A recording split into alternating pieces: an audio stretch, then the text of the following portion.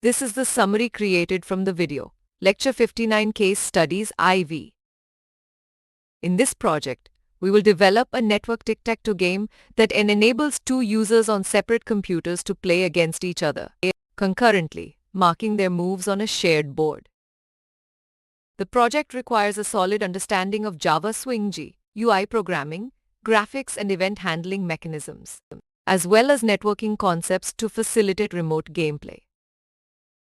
The game interface will feature a standard 3x3 tic-tac-toe board, with X and O markings representing the two players, who will participate remotely via networked machines running dedicated socket programs.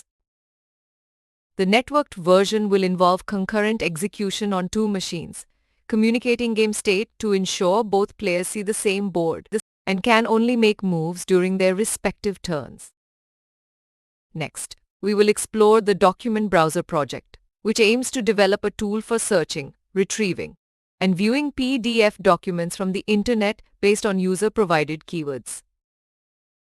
The browser's user interface will feature a search field where users can enter keywords, triggering web search to fetch relevant documents containing those keywords.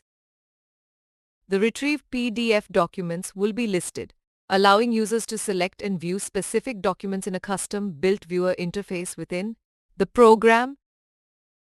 This viewer interface will offer features like zoom in out, page navigation, scroll bars for scrolling large documents, and the ability to rate documents on a scale of 0 to 10. To enhance the document browsing experience, we will introduce functionality to save rated documents locally, storing their ratings and associated data in a custom log file implementation. Throughout these projects, we will develop skills in GUI development, networking, and handling user input, while creating engaging and practical applications for networked multiplayer gaming and document management. Please stay tuned for more summary videos.